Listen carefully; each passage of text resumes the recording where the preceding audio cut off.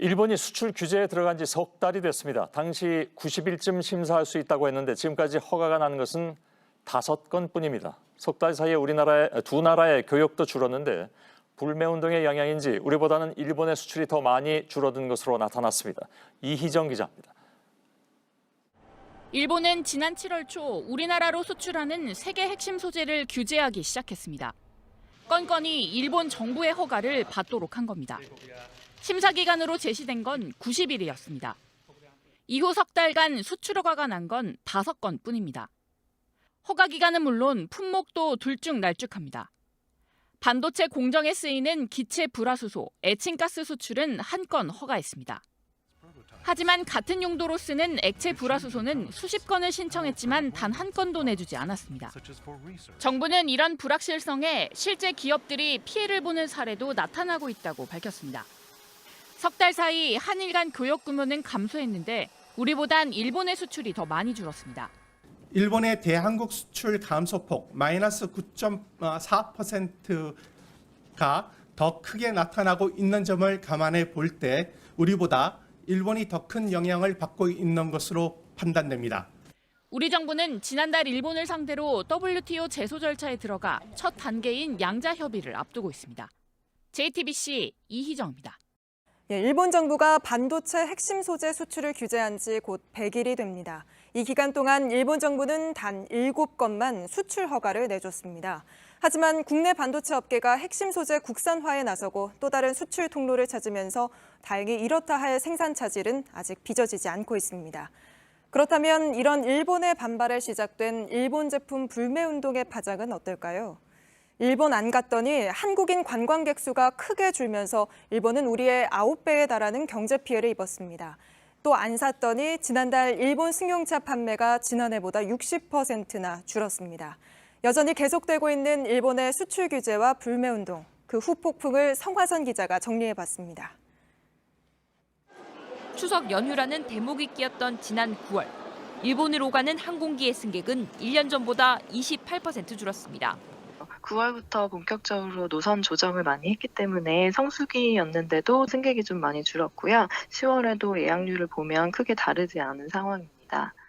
줄어든 좌석마저 다 채우지 못했습니다. 결국 탑승률은 60에서 70%에 그쳤습니다.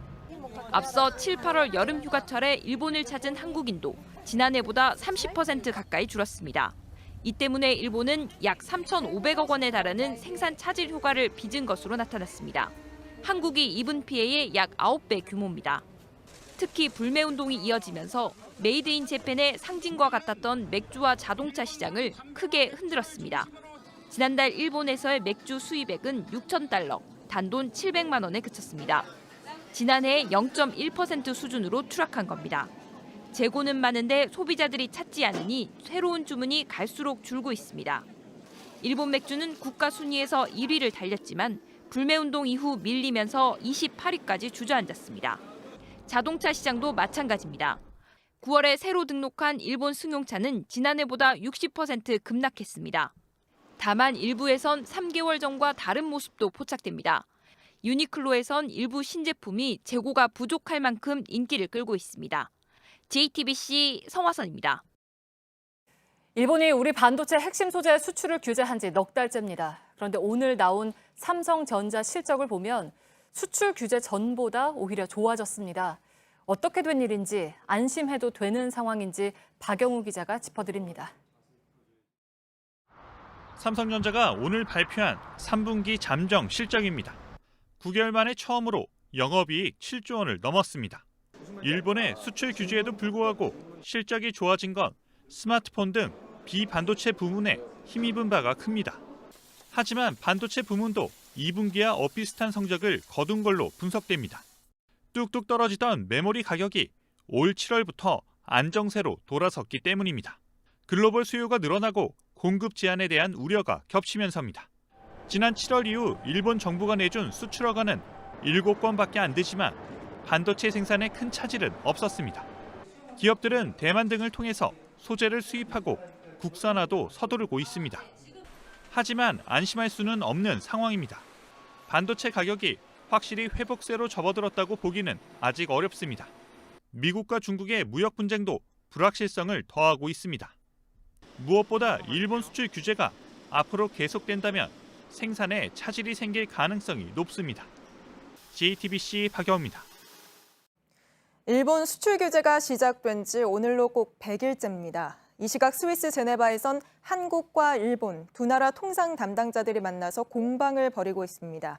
우리 정부가 일본을 WTO에 제소하면서 첫 단계인 양자 협의에 들어간 겁니다. 이 협의도 성과 없이 끝난다면 본격적인 재판 절차를 밟게 되는데요. 이런 정부 대응과 별개로 우리의 불매운동은 여전히 뜨겁고 또 파장도 갈수록 커지고 있습니다. 먼저 이세누리 기자가 불매운동 100일이 남긴 것을 정리했습니다. 일본산 맥주라던가 그런 거는 안 사고 있거든요. 우리나라한테 그렇게 하니까 우리도 미워갖고 스스로 하는 거예요. 불매운동 하는 거는 자유라고 생각하고 안 사고 안 간다는 시민들의 불매운동은 100일 동안 더욱 거세졌습니다. 일본산 맥주는 사실상 수입이 중단되다시피 했습니다. 수입차 시장에서 일본차 비중은 5%대로 쪼그라들었습니다. 일본 여행객이 확 줄면서 일본에서 쓰는 돈도 줄었습니다. 지난달 일본에서 쓴 신용카드 액수가 1년 만에 반토막 났습니다. 불매운동이 막 시작됐던 7월부터 감소폭이 계속 커지고 있습니다. 대신 제주도 여행이나 다른 여가 활동 등 국내에서 쓰는 돈은 늘었습니다. 불매운동이 계속되자 일본 유니클로 본사는 한국에서 매출과 이익이 모두 줄었고 내년에는 큰 폭으로 줄어들 것이라고 공식 발표했습니다. 일본 기업만 타격을 입은 건 아닙니다. 한국의 불매운동하고 일본 안가기 운동이 지금 일본 정부에게 비판으로 돌아서고 있기 때문에 시민들의 불매운동이 일본 정부까지 압박하고 있다는 분석입니다. JTBC 이세누리입니다. 수출 규제 이후 공장이 멈춘다든지 하는 피해는 없었지만 불확실성은 여전합니다. 100일이 지나는 동안 위기를 기회 삼아야 한다는 목소리도 커졌죠. 지나치게 일본에 의존하는 걸 빠르게 바꿔나간다면 수출 규제는 오히려 일본의 부메랑이 돼 돌아갈 거란 얘기입니다. 송지혜 기자입니다.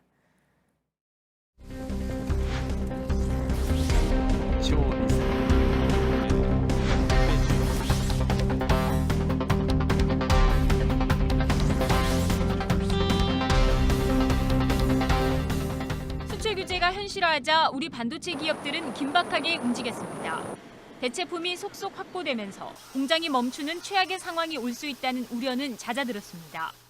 3대 품목 중 하나인 불산액의 경우 중국, 대만 등의 국가로 수입국을 다변화하여 일부 생산 공정에 투입 중에 있으며 문제는 여전한 불확실성입니다. 일본 의존도를 낮추지 않는 한 언제든 위기가 현실화할 수 있기 때문입니다. 정부는 오늘 매년 2조 원 이상 재정을 투입해 소재, 부품, 장비 국산화에 속도를 내겠다고 밝혔습니다. 일본 역시 수출 규제의 영향에서 자유롭진 않았습니다. 불매운동이 본격화한 지난 8월, 일본의 한국 수출액은 10% 가까이 줄었습니다. 주요 거래처를 뺏긴 일본 기업, 관광객이 줄어든 지자체에선 불만이 터져나왔습니다.